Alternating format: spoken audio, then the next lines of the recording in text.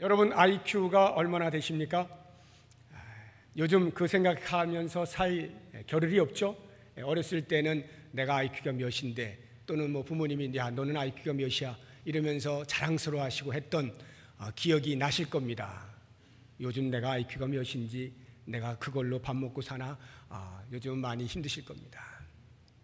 얼마 전까지만 해도 IQ만 높으면 살만했습니다. 출세하는데 별 지장이 없었어요. 그래서 IQ가 뭔지는 아시죠? Intelligence Quotient라고 하는 말의 준말입니다. 지능 지수라는 것인데요, 머리가 좋으면 쉽게 이야기해서 출세하는데 지장 없다 하는 것입니다. 그런데 요즘은요 조금 달라졌습니다. 달라졌다기보다는 확대가 되었습니다. 여전히 IQ 높은 것이 매우 중요해서 교육열은 항상 높긴 합니다만, 이제는 좀 지도자의 자리에 서려면 IQ만 가지고는 부족하다라고 하는 것이 대세입니다. 그래서 최근에 발달시키고자 하는 것 중에 하나가 EQ라고 하는 것입니다. Emotional Quotient입니다.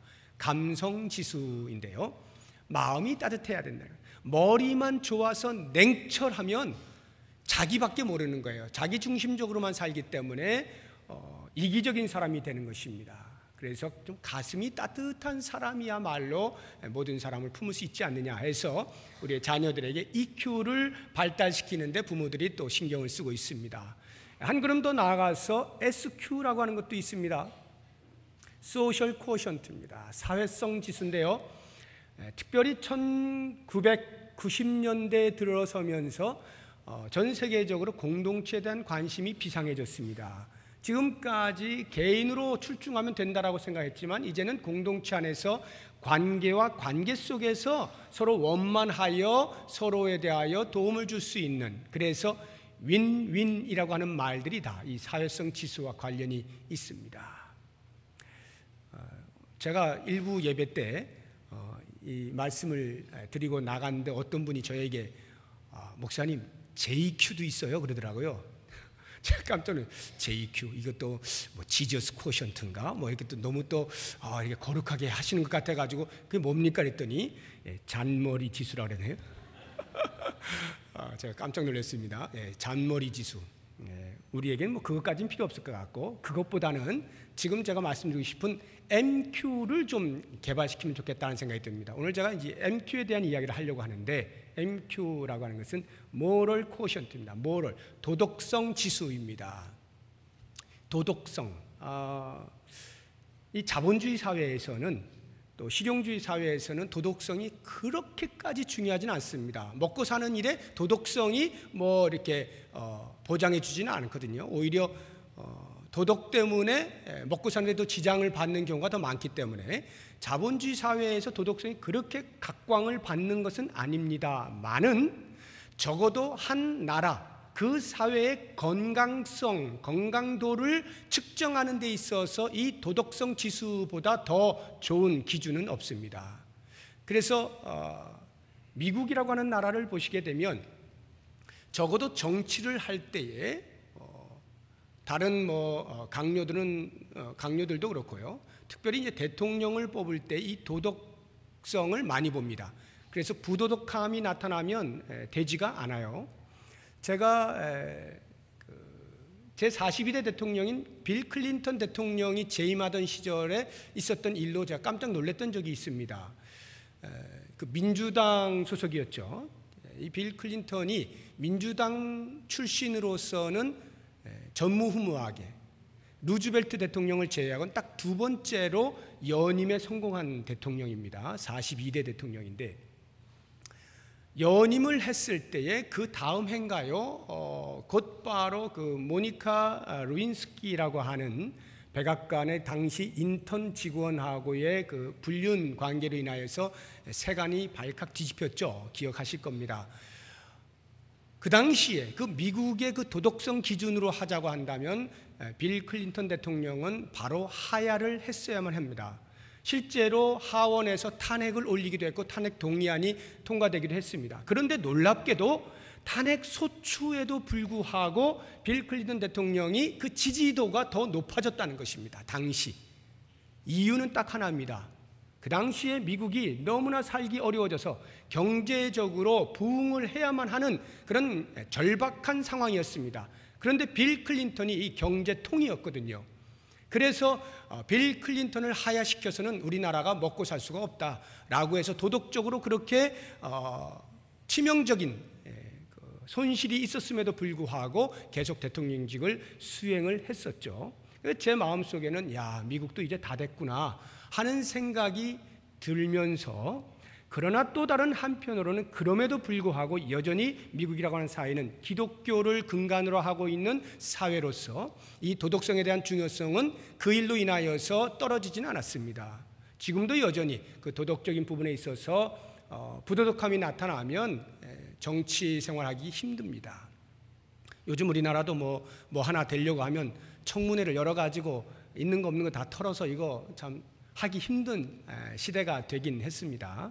아무튼 그만큼 이 도덕이라고 하는 것은 그 나라의 사회와 그 나라의 건강을 측정하는 중요한 지수가 되는 것입니다. 우리 기독교가 윤리의 종교는 아닙니다. 그러나 대단히 윤리적이에요. 윤리의 종교라고 하면 윤리를 최고선으로 알고 추종하는 것을 윤리의 종교라 말하는 것인데, 보통 유교가 윤리의 종교라 할 수 있습니다. 그래서 우리가 오랫동안 익숙해져 있는 유교를 보시게 되면 이것저것 윤리적인 요소들이 많이 있는 것을 봅니다. 우리 기독교는 그것을 최고선으로 추구하며 살지는 않습니다. 그러나 기독교가 말하고 있는 성경 안에서의 그 윤리, 도덕의 수준을 보면 유교는 비교가 되지도 않습니다. 산상수훈만 보더라도요, 그 수준이 우리 인간으로서는 도저히 따라갈 수 없다라고 여겨질 만큼 이 목에 꽉 차는 그러한 고귀한 윤리 수준을 요청하고 있는 것을 보게 됩니다. 우리나라가, 특별히 한국교회가 사회로부터 공신력을 잃고 지탄을 받는 가장 큰 이유 중에 하나가 바로 이 낮은 도덕성 때문에 그렇습니다. 여기 서 있는 저 자신이 부끄럽고 우리 목회자들이 대단히 부끄러운 부분입니다. 신뢰하기 힘든 그런 시대가 되어버렸습니다. 그러니 그 목사들이 가르치고 있는 교회 성도들의 도덕성은 50보 100보 아니겠습니까? 개인적으로 좀 고상한 사람들은 있을지 몰라도 전반적으로 볼 때에 지도하는 사람의 도덕성이 낮으면 그 지도를 받는 사람들도 마찬가지임에는 틀림이 없어요. 그래서 우리 성도들의 개개인의 삶에 있어서도 사회 속에서 그다지 본받을 만한 모범적이다라고 말할 만한 그런 도덕성이 보이지 않기 때문에 구별이 되지 않는 것으로 인하여 사회에 지탄을 받는 거죠. 지탄을 받는다는 말은 적어도 사회는 교회에 대하여 그러한 요구를 하고 있는 것이고 기대를 하고 있다는 것입니다. 그런 의미에서 우리 교회는 희망이 있는 것인데 그 희망을 쏘아 올리기 위해서는 도덕성을 높일 필요가 있는 것입니다. 그래서 오늘 저는 이 말씀을 통해서 좀 도덕에 대하여서 우리가 어떻게 고상한 도덕을 가질 수 있느냐라고 하는 이야기들 좀 해보려고 하는 것인데요. 우리가 도덕하면은 그 영역이 많이 있습니다. 어느 영역들을 말하느냐라고 할 때 뭐 너무 많아서 하나씩 다 이야기할 수가 없어요. 그러나 뭐 저뿐만이 아니라 대부분의 사람들이 동의할 수 있는 도덕의 기준으로 삼는데 핵심 요소가 뭐냐라고 하면 이 세 가지를 들 수 있을 것입니다. 하나는 재물입니다. 재물의 영역에서 도덕성과 또 하나는 성입니다. 성이라고 하는 데에서의 그 도덕성, 또 다른 하나는 권력입니다. 이 세 가지는 동서고금을 막론하고 모든 사람들이 인정하는 우리의 삶에서 가장 필요한 것이면서도 가장 위험한 요소로 여기고 있습니다. 그래서 1989년에 세계적인 영성신학자인 리차드 포스터 목사님께서 돈, 섹스, 권력이라고 하는 책을 펴냈습니다. 세간에 이 책이 나왔을 때 화제 만발이었습니다. 대단히 중요한 요소들을 짚었기 때문에 그렇습니다. 실제로 그리스도인들이 넘어지는 많은 부분이 바로 이 세 영역 속에 있었습니다. 그리고 사탄이 우리를 도덕적으로 넘어뜨릴 때에 사용하는 도구도 역시 이 세 가지가 가장 많이 있는 것입니다. 그런 면에서 오늘 저는 이 본문에 나와 있는 것이 요셉의 성의 부분에서의 도덕성이거든요. 성을 다루면서 좀 더 확대해서 전반적으로 우리의 도덕성이 어떠해야 될 것이냐 하는 것들을 좀 생각하고 높은 윤리 가운데에서 하나님의 뜻을 이루어 드릴 수 있는 우리의 삶이 되었으면 좋겠다 하는 차원에서 오늘 말씀을 보게 될 것입니다. 이제 요셉의 이 성에 대한 정절을 지키는 모습을 볼 텐데, 요셉으로만 제가 보지 아니하고 38장에 나오는 야곱의 넷째 아들인 유다를 좀 비교하면서 말씀을 드리려고 합니다. 그렇게 비교하는 이유는 제가 결론 부분에 가서 말씀을 드리도록 하고요. 이제 이 요셉의 그 정절을 지키는 것, 어떻게 요셉은 정절을 지킬 수가 있었느냐 하는 것을 제가 크게 두 가지로 말씀을 드리겠습니다. 하나는 현상적 관점에서 말씀을 드릴 것입니다. 또는 행동적 관점이라 할 수 있고요. 또 다른 하나는 본질적이고 인식적인 관점에서 말씀을 드리려고 합니다. 현상적 관점이라고 하는 것은요, 요셉이 적어도 정절을 지키는 데 있어서는 죄의 자리에 아예 가지 않을 것을 작정하는 그 행동에서부터 가능했다라고 하는 것입니다. 우리 본문의 말씀 10절을 보시기 바랍니다. 10절 같이 읽어봅니다. 여인이 날마다 요셉에게 청하였으나 요셉이 듣지 아니하여 동침하지 아니할 뿐더러 함께 있지도 아니하니라. 이게 무슨 일이냐 하면 요셉이 대단히 용모가 뛰어났어요. 6절을 한번 보세요. 6절 뒤에를 보시면은 요셉은 용모가 빼어나고 아름다웠더라. 대단히 매력적인 청년이었다 하는 것입니다. 나중에 말씀드리겠습니다만 요셉이 이 당시 약 27살입니다. 거기에다가 용모가 빼어나고 아름다웠으니까 얼마나 매력적인 남자였겠어요.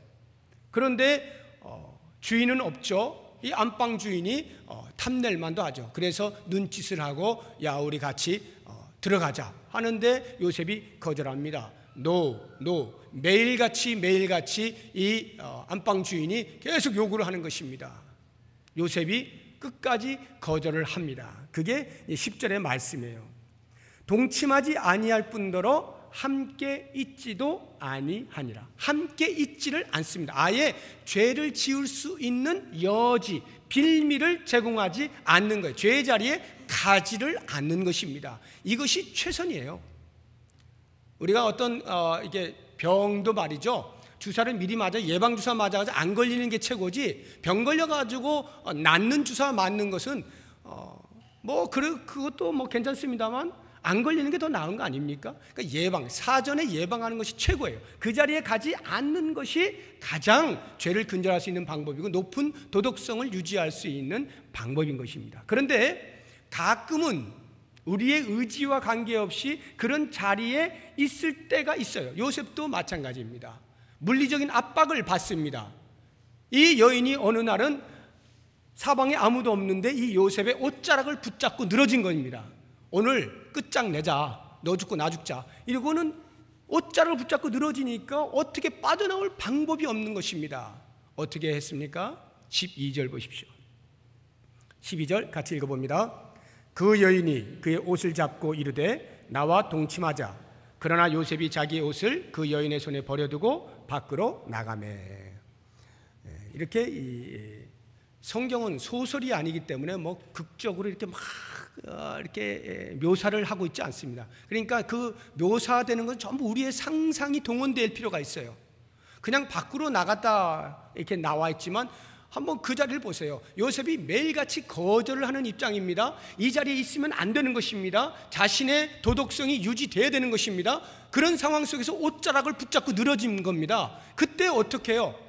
할 수 없이 뿌리치고 도망을 간 거죠. 뛰쳐나간 것입니다. 그러니까 그냥 옷 벗어도 그냥 툴툴툴 걸어나간 게 아니라 내가 이 자리에 있던 큰일 나겠다 싶어가지고 붙잡고 있는 옷이 그냥 빠져나간지도 모른 채 그냥 쏜살같이 밖으로 뛰쳐나간 모습인 것입니다. 그런 와중에 옷이 벗겨진 것이죠. 어쩔 수 없이 그 자리에 있게 되면 36개 주랭랑이 최상이다 이런 말이에요. 그 자리에 있게 되거든 도망을 쳐라. 이것이 가장 좋은 방법이다 라고 하는 것입니다. 그런데 이 유다를 보게 되면요, 그렇지가 않습니다. 유다는 한번 38장을 보십시오. 1절을 보십시오.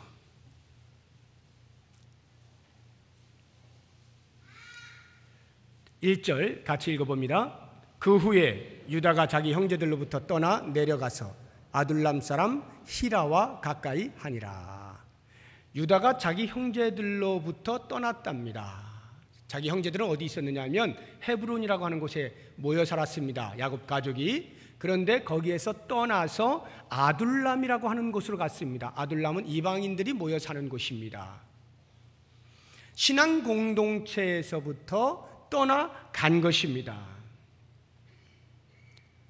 신앙의 형제들이 있는 자리에서 떠나간 것입니다.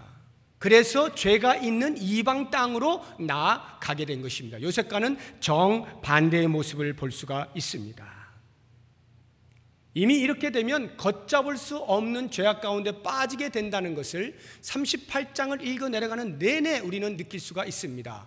그렇게 아둘람 사람 히라에게 가까이 나아가게 된 유다는 거기에서 아니 볼 수 없는 아름다운 여인을 만나게 됩니다. 수아의 딸을 보게 되는데 매력적인 여인이었습니다. 그를 보게 되니까 어떻게 돼요? 이제는 결혼을 안 할 수가 없는 거죠. 결혼하자. 이스라엘 백성들은 그 신앙의 유지를 위하여서 이방인과 결혼할 수 없게 되어 있지 않습니까? 그런데 유다가 이미 내려가 버렸기 때문에, 아름다운 여인을 봐버렸기 때문에 결혼을 하지 않을 수가 없는 거예요. 점점 깊은 자리로 나아갑니다. 결혼을 하니까 당연히 아이를 낳을 수밖에 없죠. 세 아들을 낳습니다. 엘, 오난, 셀라를 낳았습니다. 엘이 어느 정도 컸을 때 이제 결혼을 시켜야 되겠다. 그래서 며느리를 맞이합니다. 며느리가 누구겠습니까? 그곳에 있는 이방 여인이겠죠, 당연히. 그러니까 다말이라고 하는 이방 여인과 또 결혼을 시키는 것입니다. 그 이후에 제가 입에 참아 담지 못할 그러한 비참한 비극들이 38장에 그대로 기록이 되어 있습니다. 시아버지가 며느리와 근친상간을 하게 되는 그러한 비극을 맞이하게 되는 것입니다. 죄의 자리에 한번 들어가게 되면 그것은 점점 깊은 데로 나아갈 수밖에 없는 거예요. 그러므로 애시당초 죄의 자리에 가지 않는 것이 상책인 거예요.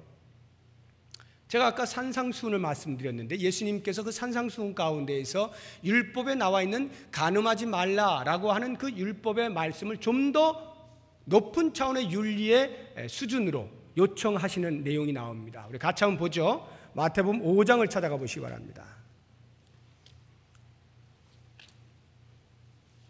마태복음 5장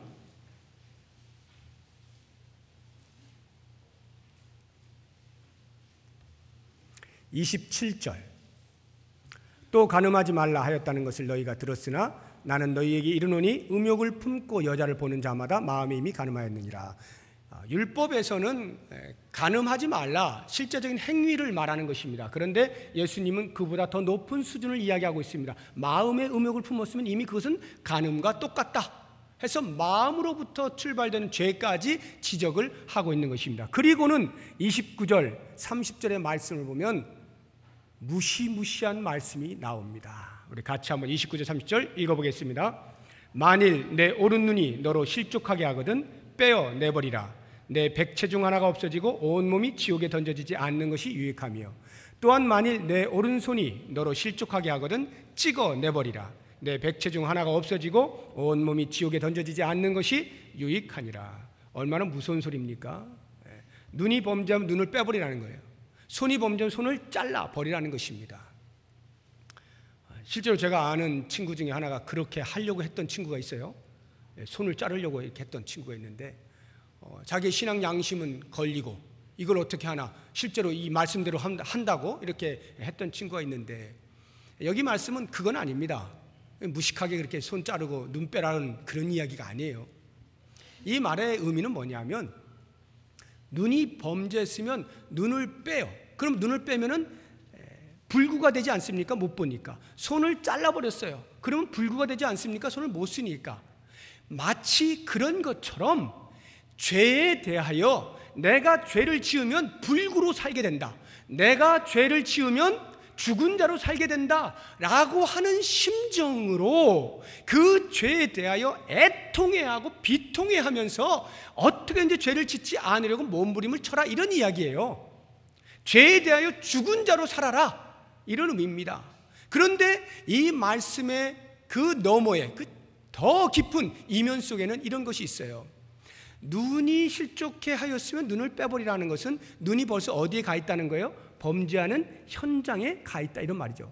손이 실족해 하여서 넘어지게 했으면 잘라내버리는 건 이 손이 벌써 범죄하는 현장에 있다는 얘기 아닙니까? 그러니까 이 말의 의미는 현장에 있지 말아라, 이런 말이에요. 그 현장에 있으면서 아우 나도 모르게 봤어요, 이렇게 하지 말으라는 거예요. 그 현장 자체를 가지 말아라 라고 하는 것이죠. 아담과 하와가 우리에게 가장 모범으로 보여주고 있는 나쁜 모범이죠.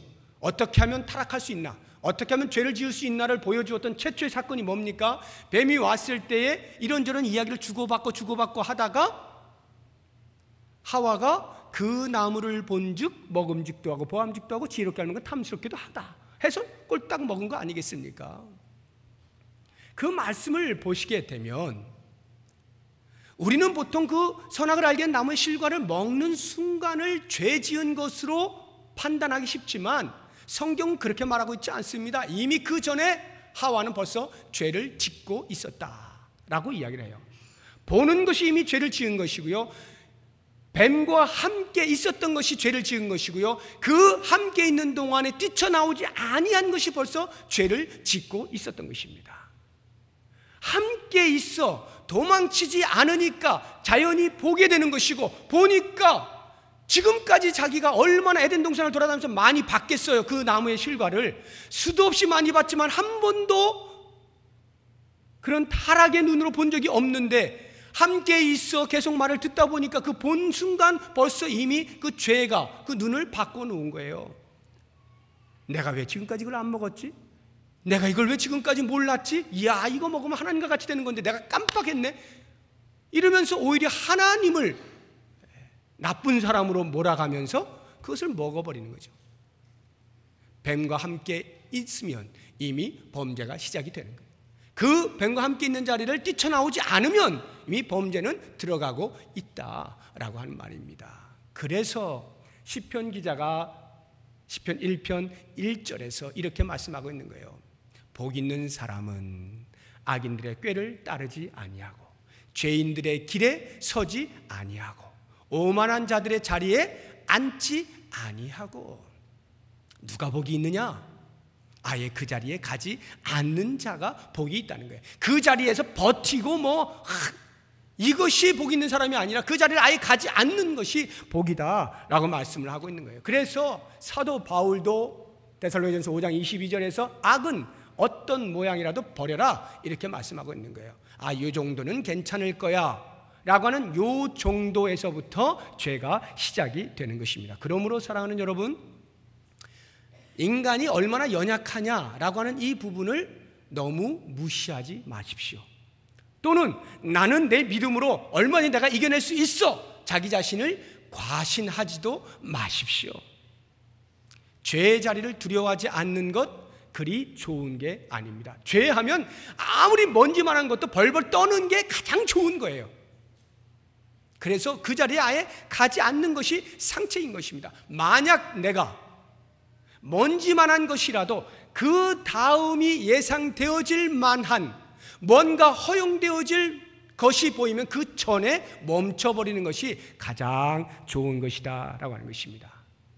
우리의 가장 어리석음이 뭐냐 하면 죄의 자리에 앉아 있으면서 오늘 또 죄 지었네 이러고 자기 자신을 막 가슴을 치는 거예요. 이게 가장 어리석은 거예요. 여러분 가운데, 특별히 남자분들 가운데 혹시 아직도 술을 못 끊으신 분들 계실는지 모르겠습니다. 술 마시는 것이 뭐 구원과 무슨 관계가 있느냐, 그건 둘째 치고, 여러분 술 한번 보십시오. 내가 술 한잔 하는데 그 술 한잔이 무슨 문제가 있어? 성경에서도 술 한잔은 몸에 건강에 좋은데 마실 수 있죠. 마실 수 있습니다. 그런데요, 그 술 한 잔이 자기도 모르는 사이에 어느덧 술 한 병이 되잖아요. 술 한 병이 자기도 모르는 사이에 술 한 박스가 되잖아요. 이걸 누가 막느냐고요. 나는 분명 한 잔으로 시작했는데 왜 박스가 됐냔 말이죠. 그 한 잔의 자리에 앉아 있으니까 한 박스가 와도 그것을 거부할 수가 없게 되어져 버리는 것입니다. 그러므로 제일 중요한 것은 내가 왜 한 박스나 마셨지? 한 잔의 자리에서 가슴을 치지 마시고 그 한 잔 자체를 끊어버리는 것입니다. 애시당초 끊어버리는 거예요. 그게 제일 좋은 거예요. 제가 여러분 이해하기 쉬우라고 술 이야기를 한 것뿐이고, 우리의 도덕적인 많은 영역에서 이렇게 처음 우리의 도덕성을 건드릴 만한 그 순간 자체를 들어가지 않는 것이 상책인 것을 꼭 기억을 하시기 바랍니다. 이것이 요셉이 자신의 그 정절을 지킬 수 있는 방법이었어요. 또 다른 하나, 이제 본질적인 관점에서 또는 인식적인 관점에서 그가 어떻게 정절을 지킬 수 있었는가 하면 그 답은 신전의식입니다. 신전의식이란 하나님 앞에서 사는 존재에 대한 인식을 말하는 것입니다. 신전인식. 이것을 라틴어로는 코람데오라고 합니다. 제가 많이 썼던 말이기 때문에 다 아실 거예요. 코람데오, 하나님 앞에서라고 하는 말입니다.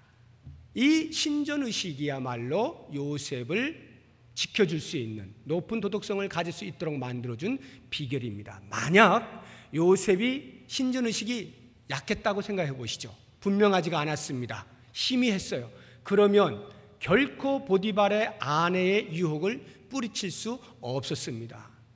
왜냐고요? 여러 가지 이유가 있어요. 제가 아까 말씀드린 것처럼 요셉의 나이가 27살쯤입니다. 27살이면요 정말 왕성한 성욕이 일어날 때입니다. 특히 지금보다 좀 더 많이 살았던 그 시대를 보자고 한다면 가장 성적 호르몬이 많이 분비가 되어질 나이가 그 나이예요. 그러니까 그 젊은 나이에 그렇게 요구해 오는 것을 막는다는 것은 신전의식이 없이는 거의 불가능하다고 봐야 됩니다. 여러분, 이 보디발의 아내가 몇 살쯤 되었다고 생각하십니까? 또는 얼마나 예쁘다고 생각하십니까? 문헌상 나와 있는 건 없어요. 추측컨대 그 당시의 어떤 관습이나 풍습들을 보았을 때 추측컨대 이 보디발이 바로 왕의 친위 대장이었잖아요. 상당히 높은 계급에 있었던 사람입니다. 이런 사람들은 주로 자기의 권위를 내세우는 방법 중에 하나로 젊은 여자를 얻습니다. 그러니까 매우 젊었을 것이 틀림이 없고요. 또 하나, 그냥 젊은 여자를 얻는 게 아니라 미모가 빼어난 자를 당연히 얻습니다. 그것이 자기의 자리를 보장해주는, 거울이 되어주는, 얼굴이 되어주는 그러한 것이거든요. 그러니까 이 보디발의 아내는 분명히 젊고 예뻤을 것이면 틀림이 없어요. 그러면 젊고 매력이 있는 요셉이 그런 유혹을 받게 되어질 때에 성적으로 그것을 참아낼 수 있다고 하는 것은 쉽지 않은 것입니다. 뿐만 아니라 요셉은 종이잖아요. 신분이.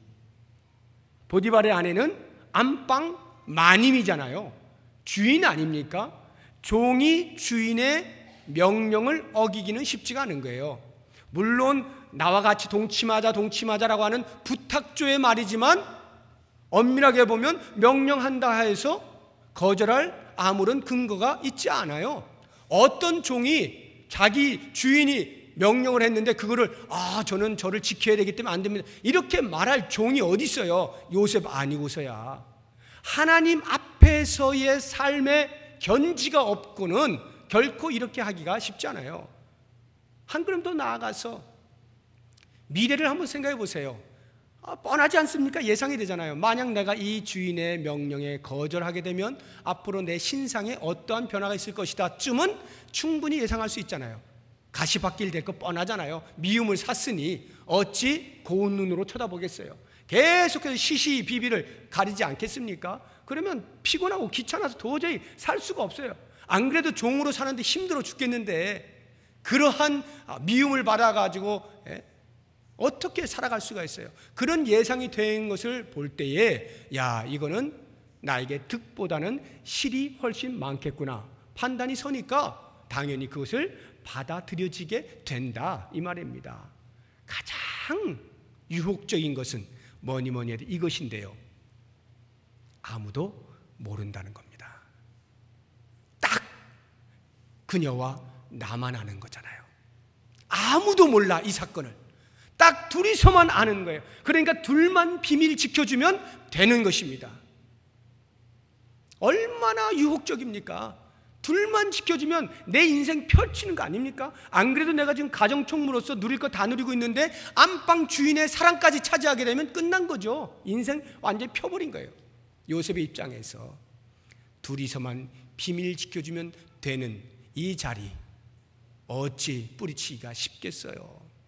신전의식이 없이는 불가능하다 말을 해도 과언이 아닌 것입니다. 그런데 이 요셉은 그 신전의식이 그 누구보다도 투철했던 것을 볼 수 있습니다. 다시 본문을 가보시죠. 창세기 39장 9절입니다.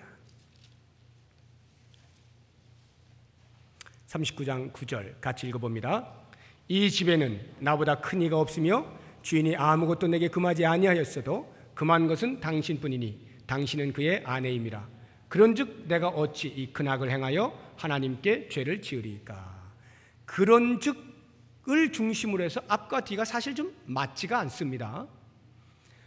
예를 들면 이 집에는 나보다 큰 이가 없으며 주인이 아무것도 내게 금하지 아니하였어도 금한 것은 당신뿐이니 당신은 그의 아내임이라. 그런즉 내가 어찌 보디발이라고 하는 그 주인께 죄를 지을 수가 있겠습니까? 주인을 어떻게 속일 수가 있겠습니까? 이렇게 말하는 것이 맞죠. 그런데 뒤에 나온 말은 엉뚱하게도 갑자기 이 큰 악을 행하여 하나님께 죄를 지을 수가 있겠습니까? 라고 말을 하고 있는 것입니다. 이게 바로 신전의식이라는 거예요. 주인에 대한 충성심, 청지기의 자세, 주인과의 의리를 깨지 아니하는 것, 주인과의 그 신의를 지키는 것, 이 모든 것의 바탕이 다 뭐냐? 요셉의 인간 됨됨이, 요셉의 도덕성, 그게 아니라 하나님 앞에 나는 사는 사람입니다. 하나님이 지금 이 순간 나를 지켜보고 계십니다. 하나님 앞에서 나는 죄를 지을 수 없는 사람입니다. 이 신전의식이 그 모든 신의들을 있게 만들어 주었다라고 하는 것입니다. 그에 비하여 유다는 어떠한가? 38장을 다시 보시게 되면 유다가요, 이런 일이 생겼어요. 그 이방 여인과 결혼을 했는데 죽어버렸습니다. 그만. 그래서 7일 동안의 장례를 치르고 모든 위로를 다 받은 다음에 이제는 내가 추수해야지 하고는 일을 시작했습니다. 일을 하는데요, 이 다말이라고 하는 며느리가 그 아들이 이제 죽게 되면 계대 결혼법 또는 형사 취수법이라고 하는 것에 의해서 결혼을 했는데 아이를 낳지 못하고 죽으면 그 동생이 형수와 결혼을 하게 돼 있어요. 그래서 그 형의 자녀를 낳아주게 되어 있습니다. 이게 계대 결혼법이 율법에 나와 있는 것이에요. 그 둘째 아들인 오난이 들어갔는데 오난이 나는 그렇게 하지 않을 거야 하고는 거부를 해버립니다. 그래서 오난도 죽습니다. 큰형 엘도 죽고 둘째 아들 오난도 죽습니다. 막내 아들 셀라가 있는데 막내가 너무 어린 거예요. 지금 줄 수 없으니 유다가 말합니다. 장성할 때까지 너 집에 좀 가 있어라. 친정에 보내버립니다. 그런데 때가 되었는데도 막내를 주지 않는 거예요. 다말이 생각했습니다. 이러다가 대 끊기겠다 싶어서 그가 창녀로 변장을 합니다. 그리고는 그 시아버지가 올라온다는 딥나라고 하는 곳으로 가서 길거리에 앉아 있습니다. 그때에 이 유다가 이제 막 상을 치르고 났기 때문에 뭔가 좀 마음의 진정도 하고 해야 할 터인데 그 창녀를 보고 솟아오르는 성욕을 이기지 못하여서 그 창녀와 동침을 하게 됩니다. 그런데 그 창녀가 자기의 며느리인 거예요. 근데 보십시오. 어떻게 이 유다가 신전의식이 얼마나 없느냐. 이미 이방 땅으로 가는 것 자체가 신전의식이 없는 것일 뿐만 아니라 이렇게 자기가 상을 치르고 나자마자 곧바로 창녀를 찾을 만큼 그렇게 신전의식이 없는 거예요. 뿐만 아니라 그래서 자기 며느리와 관계를 하면서 며느리가 말합니다. 뭘 주시겠습니까? 지금 내 당장 뭐 없는데 내가 염소새끼 한 마리 줄게. 어떻게 그걸 보장하겠습니까? 해가지고 요청하는 게 뭐냐면 당신의 도장과 띠와 지팡이를 주시고 나중에 염소새끼 주면 제가 그거 돌려드리겠습니다. 이렇게 해서 합의를 보고 들어간 것이거든요. 끝나고 나서 그 담보물을 찾기 위하여서 염소새끼를 보내는데요, 유다가 직접 가지 않습니다. 그리고는 자기의 친구 아둘람 사람 히라를 시킵니다.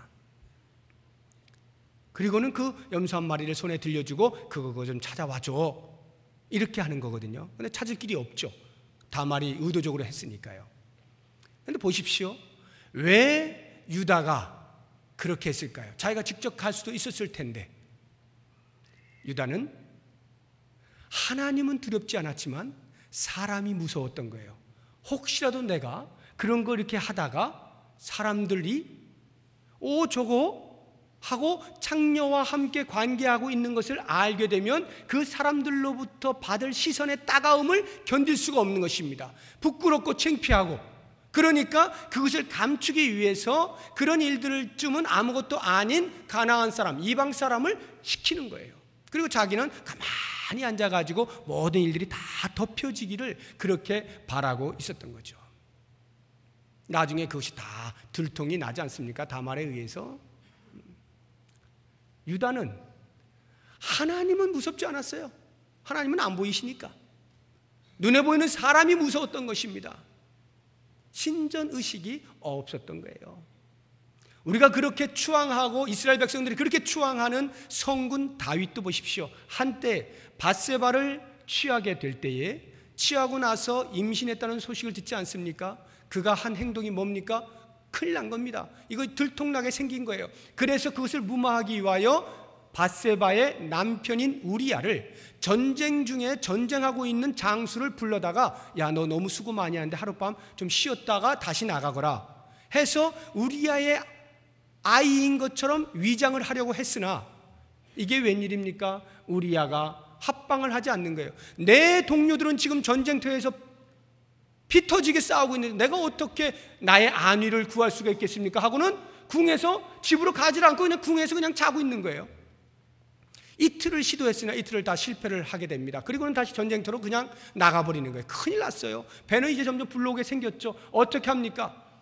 할 수 없이 다윗이 한 것이 그를 죽이는 것이었습니다. 그래서 사람을 시켜서 이 우리야를 가장 위험한 지역 제일 최전방에다 집어넣어라. 그렇게 해가지고 죽습니다. 살인을 하게 된 것입니다. 그 순간에 다윗은 적어도 하나님은 온데간데 없었던 거예요. 하나님이 그것을 보고 있을 것이라고는 상상도 못하고 있었던 것입니다. 오직 사람이 무서웠습니다. 우리야가 이거 누구 아들이야? 이랬다가 큰일 날 것 같으니까 그것을 처치하는 데만 정신이 팔려 있었지 하나님이 그것을 눈동자같이 보고 있을 것이라는 생각을 못했던 거예요. 그래서 나단 선지자에 의하여 지적을 받을 때까지 자그마치 1년 동안 이 다윗은 하나님이 계신지 안 계신지도 모르는 채 완전 범죄를 한 것처럼 그렇게 은닉을 하고 은폐를 하면서 살았던 거예요. 물론 심각한 괴로움 속에 살았죠. 영적인 단절이 생겨버리니까 얼마나 심각한 괴로움이 있었겠어요. 그런 걸 보게 되면 우리의 도덕성이라고 하는 것은 이 신전의식과 대단히 밀접하다는 것을 알 수가 있습니다. 요셉이 어떻게 자신의 정절을 지켜낼 수 있었느냐? 그 무엇보다도 신전의식입니다. 아무리 내가 도덕적으로 지켜내려고 그 죄악의 자리를 가지 않는다 할지라도 사방에서 우리를 넘어뜨리려고 하는 것들에 의해서 우리는 어쩔 수 없이 넘어질 수가 있는 거예요. 이때의 이 신전의식이라고 하는 것은 거기에서부터 탈출할 수 있는 유일한 근거가 되는 것입니다. 하나님이 보고 계신다. 그런 차원에서 제가 말씀드린 MQ, Moral Quotient라고 하는 것은 또 다른 SQ에 직접적인 관련이 있어요. 제가 아까 SQ를 설명할 때 Social Quotient라고 했잖아요. 사회성 지수. 그거 말고 우리들이 쓰는 SQ가 있어요. 그게 뭐냐면 Spiritual Quotient입니다. 영성 지수라고 하는 것입니다. 영성 지수가 뛰어나면 도덕성 지수는 자연히 올라갑니다. 영성 지수가 곤두박질 치면 도덕성은 볼 것도 없습니다. 그러므로 우리의 영성이 개발되어지면 우리의 윤리 수준과 도덕 수준이 자연스럽게 올라가게 되는 것을 볼 수 있어요. 영성 지수가 뛰어나려면 무엇보다도 하나님이 내려다보신다, 하나님이 보고 계신다는 이 신전의식이 충만해야 돼요. 실제로 하나님은 그런 능력을 가지신 분이시죠. 그래서 히브리서 11장 4장 13절에 보면, 히브리서 4장 13절에 보면 지으신 것이 하나도 그 앞에 나타나지 않음이 없고 우리의 결산을 받으실 이의 눈앞에 만물이 벌거벗은 것 같이 드러나느니라. 하나님 앞에 속일 것이 없다는 거예요. 마지막 날 결산하게 되면요, 쫙 드러나서 벌거벗은 것처럼 다 나타나는 거예요. 변명이 필요 없는 겁니다. 속속들이 다 드러나게 되어 있어요. 욥기 31장 4절 보면 욥이 이렇게 고백합니다. 그가 내 길을 살피지 아니하시느냐, 내 걸음을 다 세지 아니하시느냐. 하나님은 우리의 폐부까지 뚫고 보시는 분이에요. 우리의 중심 깊은 데를 다 보시는 분입니다. 그렇기 때문에 이 부분에서 하나님 앞에서의 정신을 가지고 있지 아니하면 우리는 아무도 모르는 채 은밀한 범죄를 했다라고 생각하는지 몰라도 그것이 곧 하나님 앞에 드러나 버리게 마는 거예요. 그러니까 남들은 다 속여서 도덕적으로 괜찮은 사람처럼 보일는지 몰라도 실제적으로 하나님 앞에서는 그 도덕성이 꽝이다, 이런 말입니다. 그런 사람은 하나님을 절대로 기쁘시게 할 수 있는 삶을 살 수가 없다라고 하는 거예요. 이 땅의 기독교의 역사 가운데 세상을 흔들고 세상에서 우뚝 서서 신앙의 거장으로 살았던 사람들은 어느 한 사람 예외 없이 다 이 고백을 했습니다. 코람 데오, 코람 데오. 하나님 앞에서라고 하는 이 외침을 끊임없이 외침으로써 그들은 하나님의 손에 의하여 크게 쓰임받을 수가 있었던 것입니다. 이제 제가 결론의 말씀으로 서론의 말씀드렸던, 왜 제가 이 요셉의 도덕성을 이야기할 때 유다의 도덕성과 비교해서 대조하여 가면서 말씀을 드렸는지에 대해서 말씀을 드리고 말씀을 마치도록 하겠습니다. 창세기 37장부터 요셉의 일대기가 기록이 되어 있어요. 50장까지 그 다 요셉 이야기입니다. 그런데 유독 38장만 요셉과 아무런 상관이 없는 유다 이야기로 모든 것이 다 기록이 되어 있습니다. 그러니까 38장을 빼야 37장부터 순서대로 쭉 가지는 거예요. 그러니까 38장은 전적으로 읽는데 불편할 삽입구밖에 안 되는 것입니다. 왜 이렇게 해놓았을까 하는 겁니다. 그것도 여러분들이 38장 읽어보시면 읽기에도 민망스러울, 성경에 기록이 안 되었으면 좋겠다 싶을 그러한 내용으로 나와 있거든요. 그걸 왜 집어넣었느냐 이거예요. 그것은 바로 이 요셉의 정절을 지키는 것과 관련하여서 대조함으로써 무엇인가 우리에게 메시지를 던져주기 위함인 것입니다. 그게 뭐냐 하면, 이스라엘 백성들은, 하나님의 선택받은 백성들은 누구를 막론하고 다 하나님 앞에서의 신전의식을 가지고 살아야 합니다. 오직 하나님만 섬기며 하나님과 긴밀한 관계를 가지며 살아야 할 존재들이에요. 그런데 야곱의 가족이 그러하지를 못했습니다. 가나안 땅에 들어가서 사는데요, 벌써 영향을 받은 거예요. 가나안 땅은 전부 이방 신상들을 섬기지 않습니까? 우상 숭배가 만연해 있는 곳입니다. 그런데 자기도 모르는 사이에 조금씩 영향을 받고 있었어요. 그 대표적인 것이 바로 이 유다입니다. 유다의 사건을 기록함으로써 유다만이 아니라 지금 야곱의 가정이 전체적으로 도덕성이 땅에 떨어졌다, 하나님을 온전히 인식하고 살지 못하는 상태에 있다, 이걸 보여주고 있는 겁니다. 그에 비하여서 요셉을 따로 떼어다가 우리가 이해할 수 없을, 왜 형들의 인신매매에 의해서 애굽으로 팔려갔을까, 왜 옳은 일 하다가 정절을 지키다가 감옥에 갇혔을까, 이해가 잘 되지 아니하는 그 요셉의 일생을 그 다음에 이렇게 비교해 놓으면서 하나님께서 말씀하시는 거예요. 너희들은 이렇게 살아야 되는 거야. 이렇게 사는 존재로 부름받은 거야. 이렇게 살라고 내가 너희들을 건져낸 거야. 이 말씀을 하고 있는 것입니다. 그러니까 요셉이 얼마나 신앙적으로 바른 사람이었느냐, 요셉이 얼마나 정절을 잘 지키는 사람이었느냐, 이게 중요한 것이 아니라 하나님의 사람은 이렇게 사는 것이다라고 하는 것을 보여주는 거예요. 그러면서 왜 야곱 가족이 가나안 땅이 아닌 애굽에 그 오랫동안 400년 이상을 거기에 머물러 있게 되었느냐 하는 이유를 설명해 주는 것입니다. 표면적으로는 당연히 가나안 땅에 기근이 들어서 그 기근을 피하기 위하여 애굽 땅으로 오게 되죠. 요셉이 국무총리로서 그 가족을 다 받아들이지 않습니까? 그래서 먹을 것이 풍족한 그 애굽 땅에 살게 만들잖아요.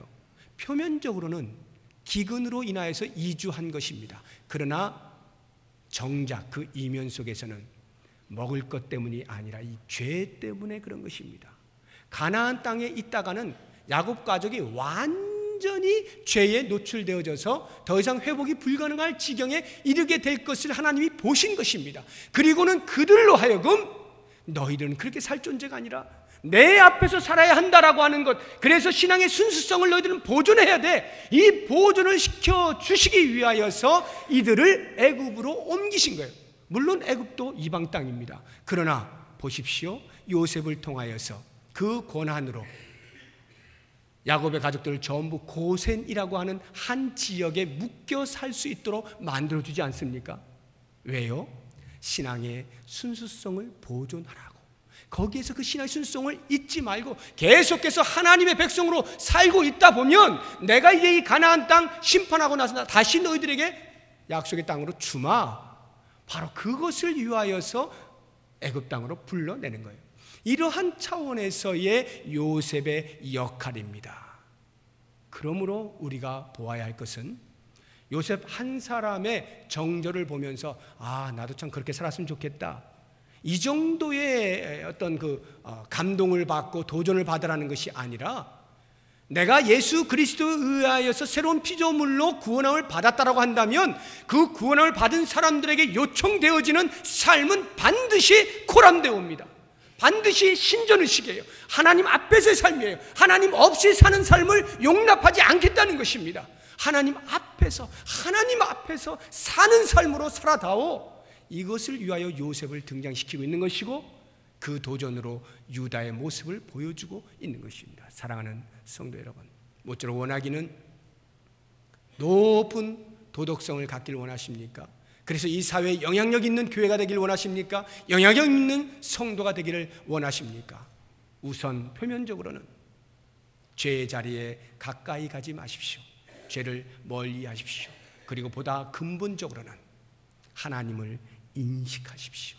나는 하나님 앞에서 사는 존재다. 하나님이 지금 보고 계신다 하는 이 의식을 가지시고 살면 하나님께서 기뻐하실 성결의 삶, 거룩의 삶을 살으실 줄로 믿습니다. 기도하겠습니다. 하나님 아버지, 제가 먼저 살기를 원합니다.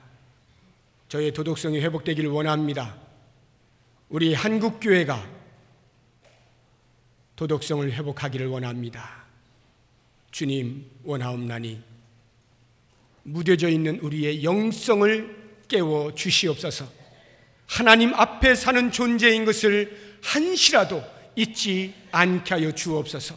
하나님의 눈동자와 같은 그 눈 안에서 살아가는 존재임을 깨닫게 하셔서 언제나 하나님 기뻐하실 삶에 대한 추구가 우리의 마음 깊은 곳에서 끊임없이 일어나도록 도와주시옵소서.